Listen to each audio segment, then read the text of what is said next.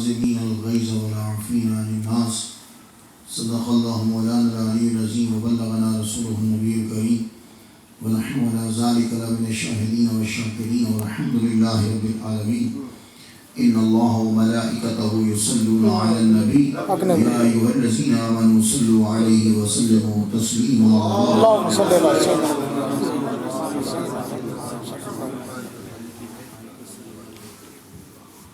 ماہانہ محفل بیات حضرت مولا علی شیر خدا رضی اللہ تعالیٰ عنہ. مختصر سی بات، اسلام میں جب آدمی آتا ہے تو جتنا وہ اسلام میں داخل ہوتا جاتا ہے اس کے اندر حیا اتنی ہی بڑھتی جاتی ہے. حضور نے فرمایا الحیاء شعبۃ من الایمان، حیا جو ہے، مادستی جو ہے، یہ ایمان کا حصہ ہے. ہمارے اردو میں جب حیا بولی جاتی ہے تو زیادہ تر اس کا معنی یہ ہوتا ہے کہ آدمی نے کپڑے پورے پہنے ہوں. حیا ایک ایسی کیفیت اور ایسے پردے کا نام ہے کہ جو آپ کو کسی قسم کی برائی نہیں کرنے دیتی. یہ ہے حیا کی تعریف. اس میں ایک یہ ہے کپڑے پورے پہننا. صحابہ کرام کے اندر حیا کا جب ذکر آتا ہے تو حضرت عثمان غنی رضی اللہ تعالیٰ عنہ کا نام آتا ہے. اس کا مطلب یہ نہیں ہے کہ باقی صحابہ میں نعوذ باللہ حیا نہیں تھی. مولا علی شیر خدا رضی اللہ تعالیٰ عنہ کے اندر یہ صفت بھی بدرجہ یا تم موجود تھی.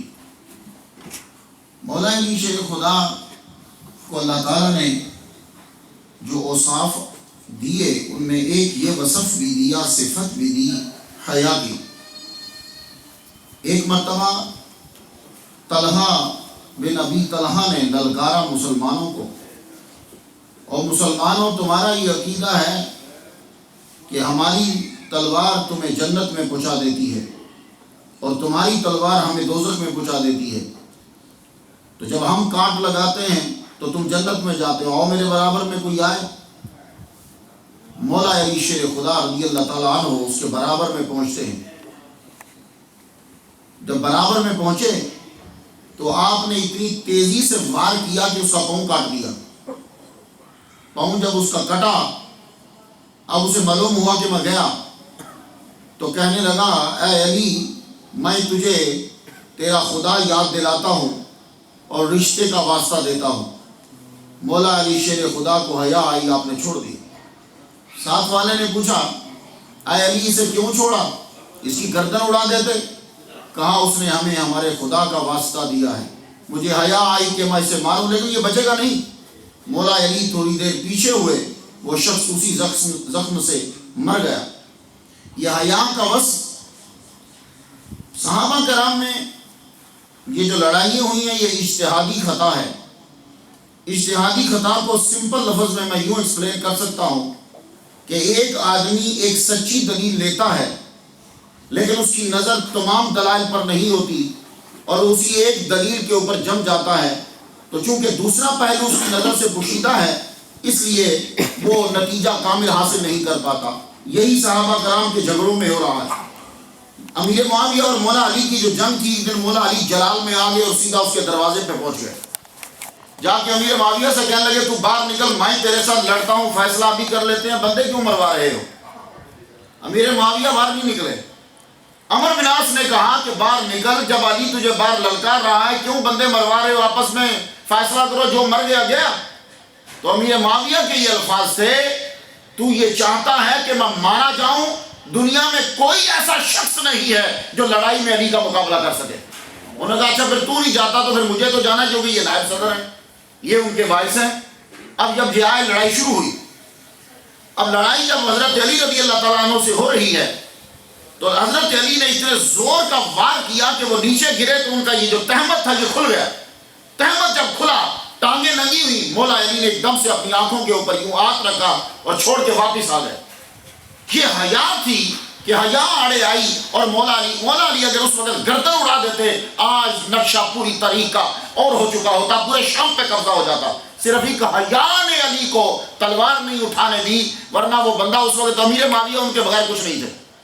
تو یہ جو حیا ہے مولا علی میں ہم بدرجہ اتم دیکھتے ہیں، اور جو حق پہ اور مکمل طور پر ہوگا۔ اور حیا یہ ذہن میں رکھو، اپنے بچوں کو بتلاؤ، حیا صرف یہ نہیں کہ لڑکی نے سر پہ دوپٹہ لے لیا یہ حیا ہے، یہ حیا کی ایک ادنا سی صورت ہے، پورے کپڑے پر نہیں۔ حیا ایک اندر انسان کے اندر ایک ایسی شے ہوتی ہے جو اس کو کوئی برا لفظ، برا کام، بری سوچ، غلط بات، کوئی برائی، کوئی جرم، کوئی گناہ جو ہے وہ کرنے نہیں دیتی، آڑے آ جاتی، اسے روکتی ہے۔ اور یہ جتنی مضبوط ہوتی جاتی ہے، یہ صرف صدقہ ہوتا ہے اسلام کا۔ بات دو سماعت کیجئے، پھر آگے بڑھتے ہیں۔ مولا علی شیر خدا کی جو لڑائیاں ہو رہی ہیں، ان میں ایک لڑائی بصرہ میں ہوئی۔ مولا علی کا دبدبہ اتنا ہے کہ جنگ ہو رہی ہے، مولا علی بغیر تلوار کے جنگ کے بیچ میں چلے گئے، کہنے لگے او زبیر بن العوام ادھر آ، امیر المومنین علی تجھے بلاتے ہیں۔ بڑا دبدبہ ہے، میں پڑھ کر حیران رہ گیا، بغیر کسی تلوار کے یوں جنگ ہو رہی ہے، پتہ نہیں کتنے 17,000 کے قریب بندے جو ہیں وہ شہید ہو چکے ہیں، مولا علی یوں ہی ہے، زبیر بن العوام ادھر آؤ۔ اب دیکھو وہ مقابل میں ہیں، کامتے ہوئے مولا علی کے سامنے آ کر کہ سن، بھول گیا تو اس بات کو کہ محمد مصطفیٰ صلی اللہ علیہ وآلہ وسلم نے کیا کہا تھا تجھے کہ تو علی کے مقابل میں خروج کرے گا؟ کہنے لگے ہاں اے علی مجھے یاد آ گیا۔ تو کہنے لگے پھر تو میرے مقابل میں کیوں لڑا؟ کہنے لگے حضور میں لڑائی ختم کرتا ہوں۔ زبیر بن العوام نے لڑائی چھوڑ دی مولا علی سے۔ اب ان کے وہ پہلے جو تھا وہ اجتہادی خطا تھی، جو ہی دوسری دلیل آئی انہوں نے اپنا اجتہاد واپس لے لیا، لیکن ایک شخص ان کے پیچھے لگ گیا، سجدے میں انہوں نے سر رکھا تو اس ظالم نے تلوار کا وار کر کے، تھا وہ مولا علی کی فوج کا آدمی، گردن اڑا دی، ان کی انگوٹھی اور ان کا سر لے کر مولا علی کے پاس آئے۔ مولا علی نے کہا تجھے دوزخ کی میں بشارت دیتا ہوں۔ کہنے لگا تعجب کی بات ہے، آپ کے برابر میں لڑو تو دوزخ، آپ کی طرف سے لڑو تو دوزخ۔ فرمان لگے جس بندے کا تو سر قلم کر کے لایا ہے، حضور نے فرمایا تھا اس کے قاتل کو دوزخ کی بشارت دے دینا۔ مولا علی شیر خدا نے گودی میں سر رکھا، روتے رہے، اتنا روئے آپ کا دامن تر ہو گیا، اور آنسوؤں سے ان کے سر انور کے اوپر بھی جو ہے وہ پانی جو ہے وہ پڑا۔ پھر بعد میں آپ نے ان کو دفنا دیا۔ اس کے بعد ایک اور صاحب ہیں، ان پر جب اجتہادی خطا واضح ہو گئی تو وہ بھی پیچھے ہٹ گئے، وہ حضرت طلحہ ہے۔ حضرت طلحہ کو جب یہ واضح ہوا تو اب ان پہ جب اجتہاد کہ میں نے خطا کی ہے، پھر وہ پلٹے۔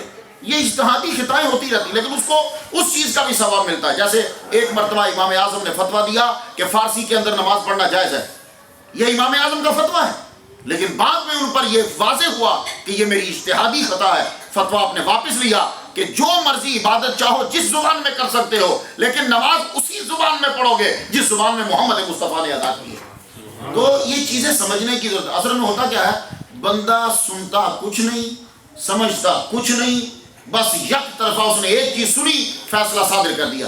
پرسوں پاکستان سے کوئی آدمی مجھ سے سوال و جواب میں اسے کر رہا تھا، تو وہ مجھ سے پوچھ رہا ہے ایک بات، تو میں اس کو جواب دے رہا ہوں، اس کی بات ذرا سن لیجیے۔ کہنے لگا خواب مجمع میں بیان نہیں کرتے، وہ کسی مولوی صاحب پر، کسی بڑے عالم دین پر اعتراض کر رہا تھا، خواب مجمع میں بیان نہیں کرتے۔ میں نے کہا تجھے بتایا کس نے ہے؟ میرے مولوی صاحب نے۔ میں کہا مولوی کتنا بیوقوف ہے، اس کو یہ نہیں پتا کہ حضور روزانہ فجر کی نماز کے بعد، نماز پڑھنے کے بعد ٹیک لگاتے دیوار سے اور اپنے مقتدیوں سے کہتے بتاؤ کس کو رات کو خواب آیا، کس کو خواب آیا، کسے خواب آیا۔ اور اس کے بعد صحابہ کا بھی یہی طریقہ تھا، فجر کی نماز کے بعد ٹیک لگاتے، ٹیک لگا کے پوچھتے ہاں کس کو خواب آیا ہے۔ ایک دن حضرت عمر رضی اللہ تعالیٰ عنہ، آپ جب امیر المومنین ہیں اور مولا علی شیر خدا نے ان کے پیچھے پورے 10 سال جتنے گزرے نمازیں پڑھی، حضرت ابوبکر صدیق رضی اللہ تعالیٰ عنہ کے پیچھے نمازیں پڑھی، حضرت عمر یوں ٹیک لگا کے پوچھتے ہاں بتاؤ کس کو خواب آیا کیا؟ وہ خواب صحابہ کا بھی یہی طریقہ تھا۔ فجر کی نماز کے بعد ایک عورت آئی، آتے ہی اس نے کھجوروں کا ٹوکرا رکھ دیا، لوگ لاتے تھے دینے کے لیے کہ جو نماز پڑھنے والے ہیں ان کی خدمت کے لیے ٹوکرا رکھا۔ اللہ اکبر جل شانہ، حضرت عمر رضی اللہ تعالیٰ عنہ سب کو کھجوریں دینے لگے۔ مولا علی شیر خدا رضی اللہ تعالیٰ عنہ جلوہ فرما ہے، آپ نے ان کو ایک ہی کھجور دی۔ مولا علی کہنے لگے امیر المومنین جب آپ نے سب کو 2 کھجوریں دی ہیں، مجھے ایک کھجور کیوں دی ہے؟ تو آپ ذرا دیکھیے صحابہ کی نور بصیرت اور صحابہ کا علم دیکھیے۔ فرمانے لگے اے علی، رات کو جو تو نے خواب دیکھا وہ یہی خواب تھا کہ حضور نماز پڑھا کر بیٹھے ہیں، اور عورت جو ہے وہ کھجوریں لے کر آئی، حضور صلی اللہ علیہ وسلم نے سب کو 2 کھجوریں دی، اور تجھے علی تجھے 1 دی تھی، اگر رات کو محمد مصطفیٰ نے بھی تجھے 2 دی ہیں تو عمر بھی تجھے 2 ہی کھجوریں دے۔ یہ خوابیں مجمع میں بیان ہو رہی ہیں، بس وہی نہ سننا، نہ ریسرچ کرنی، نہ تحقیق کرنی۔ اور میں یہ دعوے سے کہہ رہا ہوں، یہی چکر ہوتا تھا، سننے نہیں دیا جاتا کسی کو۔ جب آپ کسی کی مخالفت کرتے ہیں نا، سب سے پہلے بین لگاتے ہیں، کسی کو مت، دوسرے کو سننا مت، کیوں؟ اور یہی بین حضور کے دور میں لگتا تھا۔ جب حج ہوتا تو جس رستے سے قافلہ آتا تھا، مدینے اور عراق اور دوسری جگہوں سے بندے بیٹھ جاتے، محمد کی بات نہ سننا، محمد کی بات نہ سننا، محمد کی بات نہ سننا، کیوں؟ ان کو پتا تھا جو بیٹھ گیا وہ سچ کو تسلیم کر لے، یہ ان کو پتا۔ تو اسی لیے آپ جب بھی کبھی کو فیصلہ کرنے لگو، مولا علی شیر خدا رضی اللہ تعالیٰ عنہ کبھی فیصلہ نہیں کرتے تھے جب تک کہ دونوں بندوں کی سن نہیں لیتے تھے۔ فرماتے تھے تو ایک آیا ہے، دوسرے کو بھی لے کر آ۔ مجھے حضرت سلیمان علیہ السلام کی بات یاد آ رہی ہے۔ سلیمان علیہ السلام کے پاس مچھر آ گیا، مچھر آ کے کہنے لگا میرا فیصلہ کر دیجئے، ہوا کے ساتھ میری بڑی دشمنی چلتی ہے، یہ مجھے بڑا تنگ کرتی ہے۔ اب یہ اللہ کی مخلوق ہے، اس کا سسٹم ہی ایسا ہے، سلیمان اللہ کا نبی ہے۔ فرمان لگے بھائی دیکھ مچھر، تیرا فیصلہ میں کیسے کروں جب تک کہ اپوزٹ دوسری پارٹی آئے گی نہیں، دونوں پارٹیاں اکٹھی ہوں میری عدالت میں تو میں فیصلہ کرتا ہوں۔ جب ہوا آتی ہے تو مچھر نہیں ٹکتا، پھر تو اب وہ مچھر آئے تو مچھر ہو، اب وہ مچھر تب آئے جب ہوا نہ ہو، ہوا ہو تو مچھر چلا جائے۔ تو مان لگے تم دونوں عدالت میں کھڑے نہیں ہوتے، میں فیصلہ کیسے کر لوں؟ تو فیصلہ تب ہوتا ہے جب سنا جاتا ہے، سنتے ہیں نہیں اور فیصلہ اپنی طرف سے صادر کر دیا جاتا ہے۔ مولا علی شیر خدا رضی اللہ تعالیٰ عنہ حضرت طلحہ کو جب اجتہاد ان کا واضح کیا تو حضرت طلحہ رضی اللہ تعالیٰ عنہ، شام کا وقت ہے، یوں مولا علی شیر خدا لشکر سے گزر رہے ہیں، حضرت طلحہ سے اجتہادی خطا تھی، وہ اس وقت ان کی آخری سانس ہیں، بندے سے کہنے لگے اے میرے بھائی کون ہو، میری بات تو ذرا سنو۔ شام کے وقت نظر کہا میں مولا علی کے لشکر کا آدمی ہوں۔ کہا اچھا ہاتھ بڑھا، جلدی سے ہاتھ بڑھا، میری آخری سانسیں ہیں۔ ہاتھ یوں بڑھایا تو حضرت طلحہ نے یوں ہاتھ رکھ کے کہا میں اپنا ہاتھ تیرے ہاتھ میں دے رہا ہوں، میں بایعت کر رہا ہوں مولا علی کی، تو جا کر مولا علی کو بتا دینا کہ یہ طلحہ کی بایعت آپ کی طرف پہنچ رہی ہے۔ اتنا کہا دنیا سے رخصت ہو گئے۔ انہوں نے جا کر مولا علی رضی اللہ تعالیٰ عنہ کو بتایا تو مولا علی خوش ہو گئے، فرمانے لگے میرے محمد مصطفیٰ نے سچ کہا تھا، طلحہ جو ہے وہ حق کے اوپر دنیا سے جائے۔ تو یہ چیزیں ہیں، مولا علی شیر خدا کو اللہ تعالیٰ نے کامل اسلام، کامل ایمان اور حیا بھی مکمل طور پر عطا فرمائی۔ اللہ تعالیٰ ہم سب لوگوں کو مولا علی کے نقش قدم پہ چلنے کی توفیق عطا فرمائے۔ آخر دعوانا الحمدللہ رب العالمین۔